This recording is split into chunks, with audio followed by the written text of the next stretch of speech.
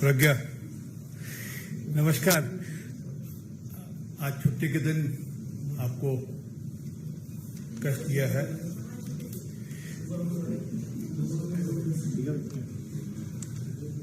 अनुराग जी एक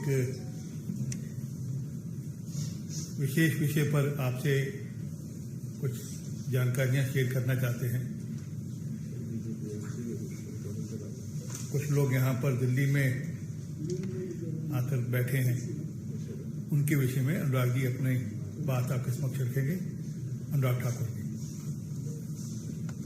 धन्यवाद आरपी सिंह जी। नमस्कार मित्रों। कोयला घोटाला, शारदा घोटाला, टीचर भर्ती घोटाला, गो तस्करी घोटाला, पीएम आवास घोटाला, रोज वैली घोटाला, अम्फान राहत घोटाला, घोटाले पे घोटाला।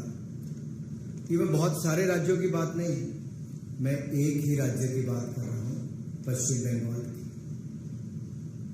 तृणमूल कांग्रेस की सरकार में एक के बाद दूसरा घोटाला सबके सामने आया।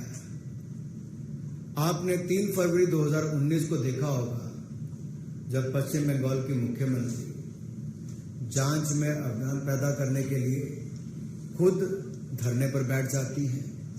और आज 2 अक्टूबर 2023 को एक भ्रष्ट सांसद जो गंभीर आरोपों से घिरे हुए हैं, उनके नेतृत्व में हवाई जहाज से अपने कुछ नेताओं को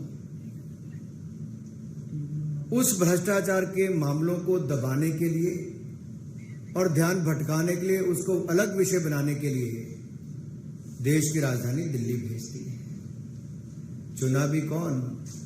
जो स्वयं ईडी के दफ्तर के चक्कर काट रहा है, जो गंभीर भ्रष्टाचार के आरोपों में घिरा हुआ है। लेकिन बदले में आरोप क्या लगाते हैं कि पश्चिम बंगाल को केंद्र सरकार से Mahatma Gandhi national rural employment guarantee Yojana में पैसा नहीं, प्रधानमंत्री आवास योजना में। मैं कुछ आंकड़े आपके सामने रखना चाहता हूं, जो दूध का दूध, पानी का पानी करता है। अगर आप एक नजर केवल इस आंकड़ों पर डालेंगे तो इससे स्पष्ट पता चलता है कि भारत सरकार ने क्या क्या दिया है। अगर मैं बात करूं एमजी नरेगा की, तो यूपीए के शासनकाल में 14,985 करोड़ रुपए मिले और एनडीए की सरकार में 54,150 करोड़ रुपए 2021 में। इसी तरह से ही प्रधानमंत्री आवास योजना में यूपीए के समय 4,466 करोड़ रुपए मिले, तो एनडीए के समय 30,000 करोड़ रुपए, लगभग 7 गुना से ज्यादा। अगर एनआरएलएम की मैं बात करूं, बैंक लिंकेज की, नेशनल लाइवलीहुड मिशन की, तो मात्र 626 करोड़ रुपए मिले थे यूपीए के समय। आज 74,034 करोड़ रुपए मिले, 12 गुना से ज्यादा। एनआरएलएम की बात करूं मैं आरएफ और सीआईएफ की, तो यूपीए के समय मात्र 23 करोड़ रुपए मिले थे, अब 3,735 करोड़ रुपए मिले, 13 गुना से ज्यादा।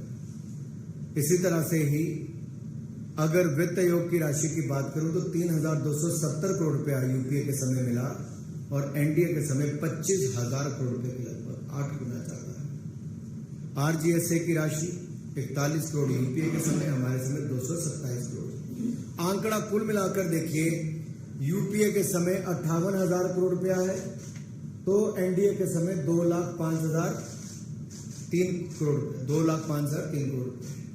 ये अपने आप में दिखाता है कि केंद्र सरकार से कोई कमी पश्चिम बंगाल के विकास के लिए नहीं रखी गई।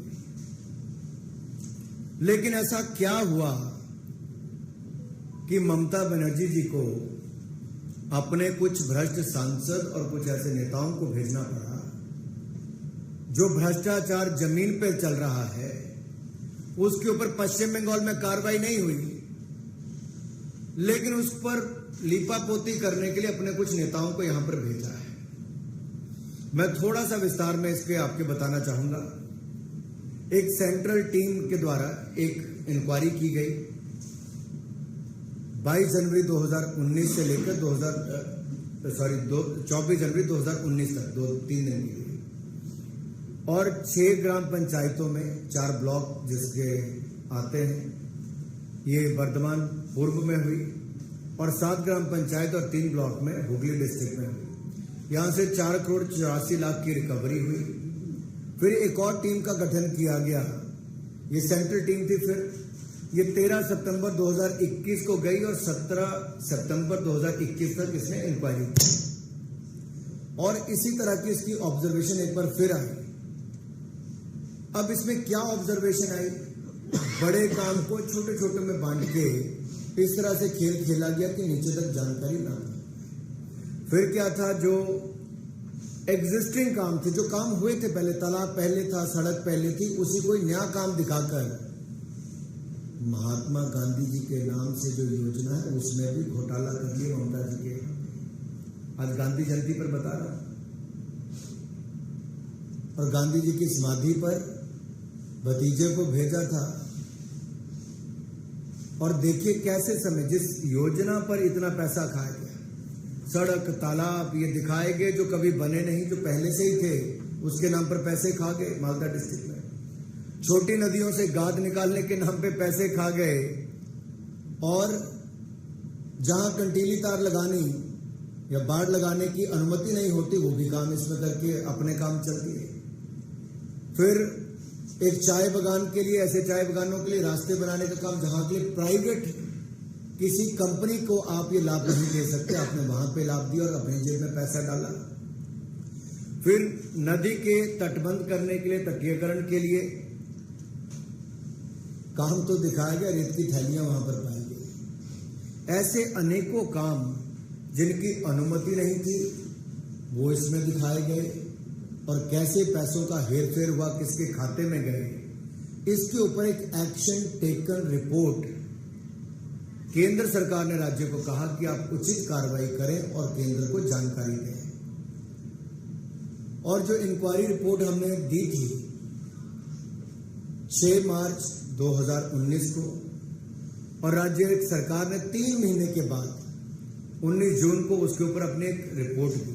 उसमें कुछ नहीं कहा, केवल ये कह दिया कि इसके ऊपर ये कदम उठाने चाहिए, कदम उठाए नहीं, उठाने की बात कही। हमने फिर कहा कि गैर इजाजत के जो काम हुए उसके ऊपर कार्रवाई कीजिए। एक के बाद दूसरा कॉम्प्रिहेंसिव एटीआर उनको देने के लिए कहा गया, लेकिन राज्य की सरकार ने कुछ नहीं किया। 1 साल बीता, 2 साल बीते, बार बार मांग करने के बावजूद राज्य की सरकार ने उन अपराधियों के खिलाफ जिन्होंने गरीब जनता के लिए दिहाड़ी लगाकर मजदूरी करके अपने परिवार का पेट भरना था, उनका पैसा खा गई इनकी करप्ट सरकार के समय। अरे गरीब के हक का तो छोड़ दो, शारदा नारदा रोज वैली में नहीं छोड़ा, टीचर घोटाले में नहीं छोड़ा, कोल घोटाले में नहीं छोड़ा, मनरेगा में तो छोड़ देते। अब यहीं भी नहीं रुके। पहली बार हुआ जब से मनरेगा की योजना चालू हुई कि इसमें जो सेक्शन 27 है महात्मा गांधी नरेगा एक्ट का, उसके अंतर्गत कार्रवाई की गई और उनको पैसा रोका गया। जब देखा कि 2-2 साल बीत जाते हैं, पश्चिम बंगाल की सरकार कोई कदम नहीं उठाती है, तब जाकर ये कदम उठाने पड़ते हैं। लेकिन गरीबों का केवल मनरेगा का पैसा ही नहीं खाया, गरीबों का आवास भी, जिसके पास 2 मंजिल का घर, 3 मंजिल का घर, उसके नाम पर घर अलॉट कर दिए। देखिए, आजादी के बाद आज तक कोई सरकार अगर ऐसी आई जिसने 4 करोड़ गरीबों को पक्के मकान बनाकर दिए तो नरेंद्र मोदी जी ने बनाकर दिए, भारतीय जनता पार्टी एनडीए की सरकार ने बनाकर दिए। लेकिन वहां पर भी गरीबों का हक मारने में तृणमूल कांग्रेस की इस सरकार के पूरे आशीर्वाद के चले। कौन अधिकारी हैं, कौन इनके नेता हैं, कट मनी से लेकर जिनका बाकियों का नाम आता था, मैं पूछना चाहता हूं ममता बनर्जी जी से, क्या बताएंगी ये 3 मंजिला घर के मालिक का नाम प्रधानमंत्री आवास योजना में कैसे आया? ममता दीदी, जो पात्र लोग थे आपने उनको क्यों बाहर रखा? ममता दीदी, क्या गरीब का हक छीनने में थोड़ा सा भी दर्द नहीं हुआ ममता दीदी को? आप पात्र लोगों को आवास योजना प्लस का हकदार बना दिया, और कितने लोगों को?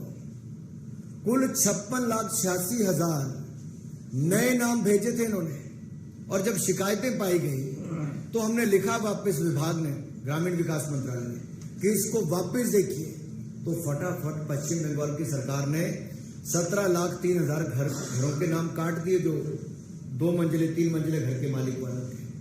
अब सोचो इसमें कितना पैसा कमाते?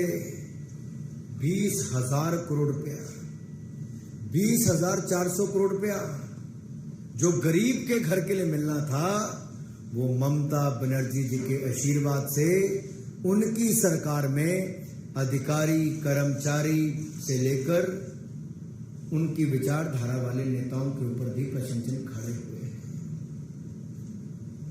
अब कौन से ऐसे जिले, अभी तो मात्र 10 जिलों के मैं नाम ले रहा हूं, पूर्व मेदिनीपुर, पश्चिम मेदिनीपुर, पूर्व बर्धमान, मालदा, साउथ 24 परगना, अलीपुरद्वार, नादिया, मुर्शिदाबाद, कालिम्पोंग और दार्जिलिंग, ये 10 जिलों में देखो तो अभी तो 10 जिलों में हाल है।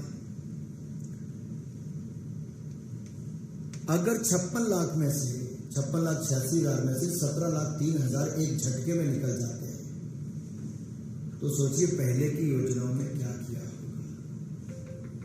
मेरा सवाल केवल एक है ममता दीदी से, कि जहां अनियमितताएं पाई गई उसमें जो अधिकारी थे, अपराधी थे और उनके सहयोगी थे, उन पर आपको कदम उठाने के लिए कहा गया, आपके हाथ क्यों कांपे? दंडात्मक कार्रवाई करने के लिए कहा गया उन पापी और भ्रष्ट अधिकारियों के खिलाफ, आपकी सरकार ने कदम क्यों नहीं उठाए? ये कट मनी कहां जा रहा था कि अब की बार कट के बिना पूरा का पूरा जा रहा था? ये गरीब का पैसा किसके खाते में जा रहा था? ममता दीदी, जवाब देना पड़ेगा। और यहां पे बापू की समाधि पर भेज के काम नहीं चलेगा। आपने पश्चिम बंगाल में क्या कार्रवाई की इन भ्रष्ट अधिकारियों के खिलाफ, देश जवाब मांगता है। और देश भली भांति जानता है कि नरेंद्र मोदी जी ने लगातार पश्चिम बंगाल को यूपीए के मुकाबले 4 गुना ज्यादा पैसा दिया। मैं केवल 4-5 स्कीमों की बता रहा हूं, कईयों में तो 16 गुना ज्यादा, कईयों में 8 गुना ज्यादा, कईयों में 7 गुना ज्यादा। तथ्य बताते हैं कि आपके आरोप झूठे हैं, और ये सच्चाई सामने आई है कि भ्रष्ट अधिकारियों, कर्मचारियों, अपने नेताओं को बचाने के लिए एक बार फिर पश्चिम बंगाल की सरकार भ्रष्ट लोगों के साथ खड़ी नजर आई और गरीबों के हक छीनती नजर आई। जवाब दीजिए ममता जी। धन्यवाद। और मैं एक बात आप सबके सामने और कह दूं, आवास योजना के अंतर्गत 34 लाख से ज्यादा घर प्रधानमंत्री मोदी जी ने दिए, और आवास प्लस योजना में 11 लाख और मंजूर किए, कहीं कोई कमी नहीं छोड़ी। लेकिन जरूरतमंदों का छीनकर दूसरों को देने का काम ममता जी उचित नहीं है। और यूपीए के समय 4,466 करोड़ रुपया मिला था, एनडीए के समय मोदी जी ने 30,000 करोड़ रुपया आवास योजना के लिए दिया। और जो इंदिरा आवास योजना के मकान थे ना, जो कांग्रेस ने 40-40, 45-45 हजार रुपये मुश्किल से देती थी, वो भी मोदी सरकार ने आकर पूरे करवाए। कोई क्वेश्चन किसी का? कोई क्वेश्चन? अभिषेक बनर्जी ने ये कहा कि आने वाले दिनों में भारतीय जनता पार्टी जोरदार लड़ाई के लिए तैयार है, मैदान उनका, व्यक्ति उनका, हम संघर्ष करेंगे, क्योंकि यहाँ पर जो जवाब हमने मांगा है केंद्र सरकार से, उस इसके सही जवाब दीजिए। अभिषेक बनर्जी जी पहले ईडी को अपना जवाब पत्र देकर भ्रष्टाचार के गंभीर आरोपों में घिरा हुआ व्यक्ति अन्य भ्रष्ट अधिकारी, कर्मचारी और नेताओं को बचाने के लिए दिल्ली में आता है। अरे जांच में सहयोग करो भाई, और बाकी जो पश्चिम बंगाल में जांच इन भ्रष्ट अधिकारियों के खिलाफ होनी चाहिए, ममता दीदी को बोले वो करेगी। राजनीतिक रूप से लड़ने में भारतीय जनता पार्टी सक्षम है और आगे भी रहेगी, लेकिन पश्चिम बंगाल को बम, बंदूक इसके नाम से जाना जाए ये उचित है।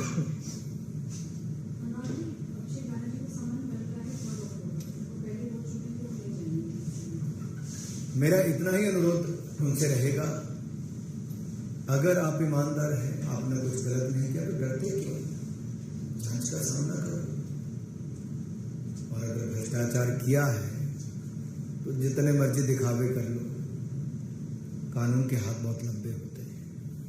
अनुराग जी, आज अभिषेक बनर्जी अपनी इस प्रोग्राम में वोटिंग लोगों को भी लेकर आए थे, जिनका 2 दिन पहले वेस्ट बंगाल में जो मिट्टी का कचरा वो टूट गया, उनका ये कहना था कि इन लोगों को अगर प्रधानमंत्री आवास योजना के तहत पैसे मिल गए होते तो शायद ऐसा नहीं होता, वो लोगों को साथ लेकर आते। मैं पूछना चाहता हूं, जितनी योजनाओं के पैसे पश्चिम बंगाल को मिले, सबसे पीछे रहने वाले राज्यों में से पश्चिम बंगाल है, जहां पर योजनाएं पूरी नहीं होती।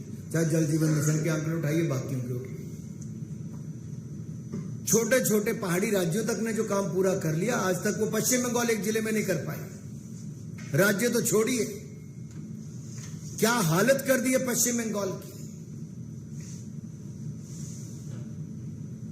अरे 2 गरीब मेरे भाइयों बहनों को लेकर आए, मैं पूछता हूं, शर्म आनी चाहिए लोगों को। ये जो फर्जी आंकड़े 17 लाख घरों के डाले गए थे, जो 2 मंजिला 3 मंजिला घरों के मालिक है, तो क्या अभिषेक बनर्जी और ममता दी, क्या इन 2 भाई बहनों के नाम उसमें थे कि नहीं थे?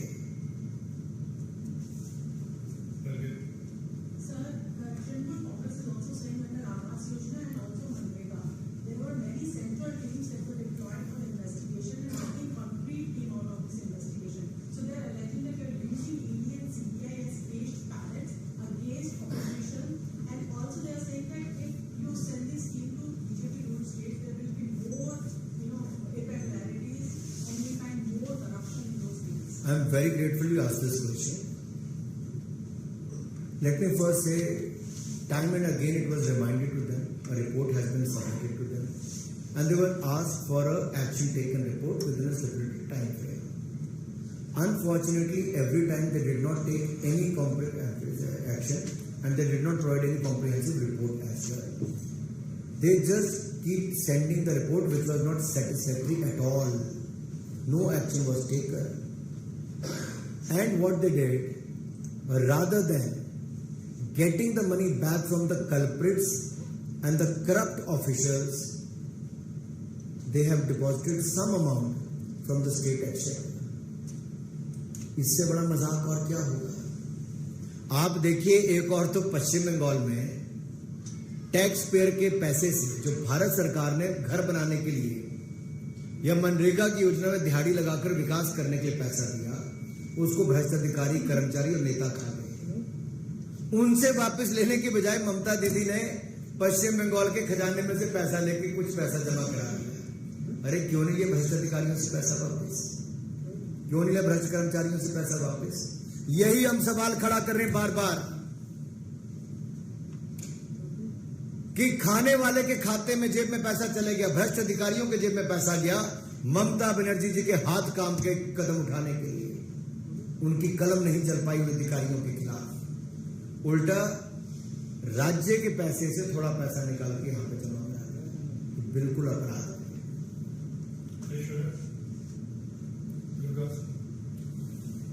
बहुत बहुत आपने सवाल पूछा पश्चिम बंगाल को लेकर, मैंने सबके उत्तर दिए। अलग विषय है, इसकी पूरी डिटेल रिपोर्ट पढ़ेंगे क्योंकि आज ही जारी हुई है, और रिपोर्ट पढ़ने के बाद एक बार फिर पीसी करेंगे। धन्यवाद। Good night. See you.